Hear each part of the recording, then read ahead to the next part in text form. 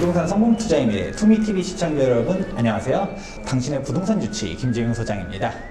지금 옆에 새로운 분이 가보셨는데 안녕하세요. 네, 안녕하세요. 근데 지금 뭐 뒤에서 뭔가 배경은 뭐 들리는 것 같지 않아요? 투미부동산, 네, 부동산 DJ, 경매 DJ이기 때문에 소리가 들릴 수도 있겠네요. 네. 지금 옆에 저희 투미부동산에서 경매를 담당하고 계신 박두진 부장님 모셔왔습니다. 네, 안녕하세요. 반갑습니다.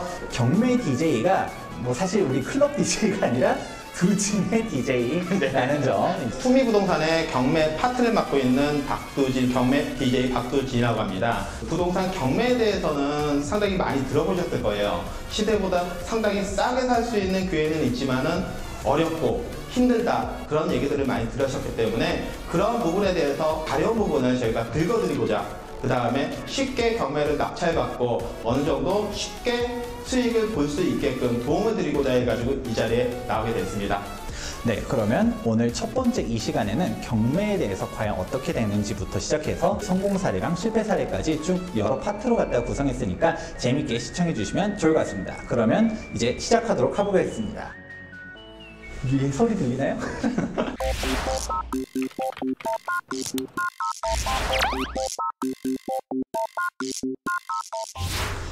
네, 그러면 오늘 첫 번째 시간에서는 경매가 도대체 무엇인지 기본적인 내용부터 한번 얘기해 볼까 하는데요.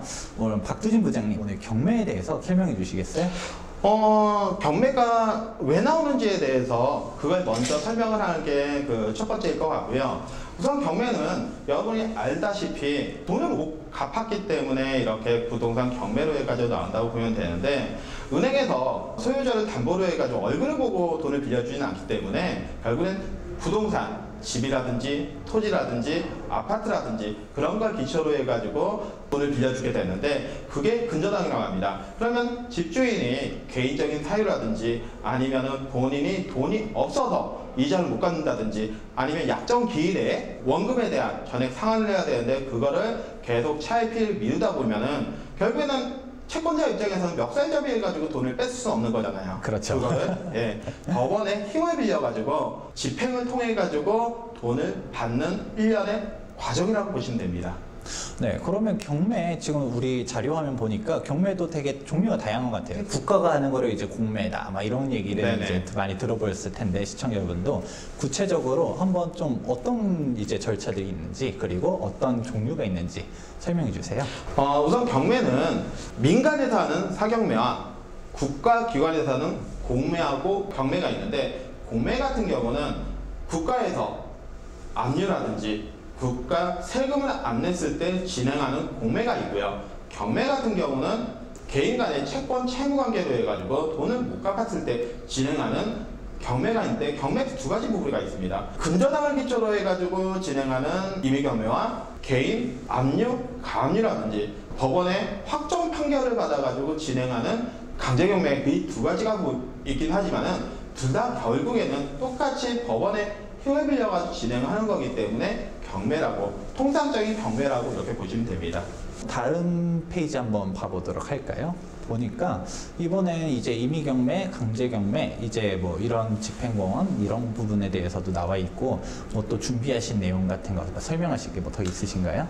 임의경매 같은 경우는 아까 서두에도 말씀드렸다시피 근저당, 저당이라든지 그런 전세권 이런 걸로 해가지고 권리자가 본인의 피담보 채권에 전세금을 변제받기 위해 가지고 경매를 진행하는 경우인데 이런 거 같은 경우는 굳이 법원의 확정 판결이라든 그런 건 필요 없이 그냥 내가 돈을 못 갚았으니까 법원에다가 내 돈 이런 식으로 돈을 못 갚았으니까 경매를 진행해 주세요 라고 해가지고 좀 더 빨리 진행이 되는 거고 강제경매 같은 경우는 압류라든지 가압류라든지 채권자의 신청으로 해가지고 법원의 확정 판결 권한을 받아가지고 진행하는 거기 때문에 아무래도 시간이 조금 소요가 되죠. 네, 경매를 이제 이론적인 부분에 대해서 얘기해 주셨는데 어렵게 볼 게 아니라 제가 이제 집이 있어요. 10억짜리 집이 있는데 대출을 받으려고 은행에 가가지고 근저당권 설정을 은행에서 하겠죠. 제대로 돈을 다 갚으면 상관이 없는데 내가 돈을 못 갚게 돼버리면 이제 은행에서 경매로 갔다가 부동산을 넘긴다라고 보시면 될 것 같아요. 그럼 구체적으로 이런 경매가 진행되게 되면 어떤 식으로 이게 처리가 되는 건가요? 결국에는 그 돈을 못 갚았으니까 결국엔 법원을 통해 가지고 채권 금액을 회수하려고 개인이든 은행이든 법원에 신청을 하게 되는데요. 결국에는 그 경매라는 게 법적인 절차를 통해 가지고 진행하는 거기 때문에 내가 채권은 금액으로 해가지고 신청을 한다고 해가지고 그 다음날 바로 경매 나와가지고 진행하는 건 아닙니다.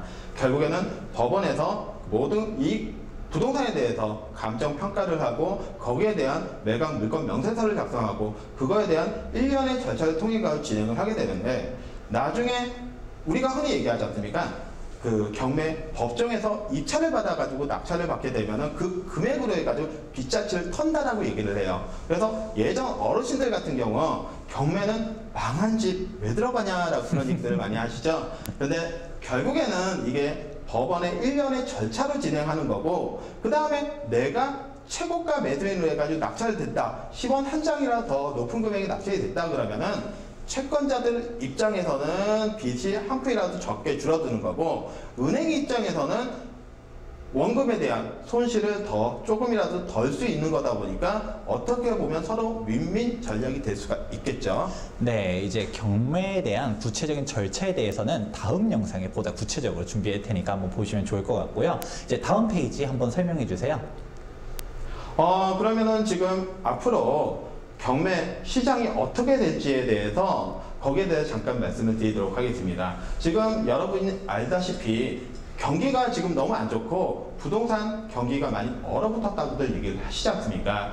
맞습니다. 경매도 부동산을 매입하는 한 가지 방법이기 때문에 시장에 크게 벗어나지는 않습니다. 그렇지만은 경기가 안 좋기 때문에 경매 물건이 많이 나올 수도 있고 많이 나온다는 얘기는 그만큼 양질의 물건, 좋은 물건들을 많이 볼 수가 있고 입찰을 참여해가지고 어느 정도 수익을 볼 수도 있다라고 말씀을 드릴게요. 네, 확실히 일단은 쉽게 생각했을 때 경매 같은 경우는 부동산 경기가 안 좋을 때 많이 시장에서 소화가 안 되기 때문에 이제 매각이 되는 거 아니겠습니까? 네, 맞아요. 그렇다 보니까 아무래도 부동산 경기가 좀 위축됐을 때 오히려 주목해야 되는 게 바로 경매라고 할 수 있고 말 그대로 경매를 어렵게 보는 게 아니라 부동산을 살 수 있는 다양한 방법 중에 하나이기 때문에 우리가 흔히 경매하면 싸게 받을 수 있지 않을까라는 생각들이 있지 않습니까? 네, 맞아요. 그렇기 때문에 경매를 잘 알아두시면 좋은 물건, 좋은 가격에 살 수 있다는 것도 하나의 포인트라고 생각하네요. 김재경 소장님께서 경매 그러면은 어떻게 제일 생각나시죠? 방금 전에 얘기했었던 것들에서 이미 다 나온 것 같아요. 일단은 내가 가정이 파탄이 나든 네. 경기가 안 좋았기 때문에 이제 어쩔 수 없이 내 집이 넘어간다든가 그렇기 때문에 반대로 경매로 넘어갔으니까 시세보다도 싸게 받는 사람 같은 경우는 매도자 이제 눈물 나겠지만 이제 입찰을 해서 낙찰 받는 사람 같은 경우는 아주 크나큰 이제 이익을 볼 수 있는 게 바로 경매가 아닐까라고 네, 생각합니다. 맞아요. 경매 같은 경우는 부동산을 매입할 수 있는 한 가지 방법이라고 제가 서두에도 말씀드렸는데 부동산에서 매입할 수 있는 방법은 여러 가지가 있습니다.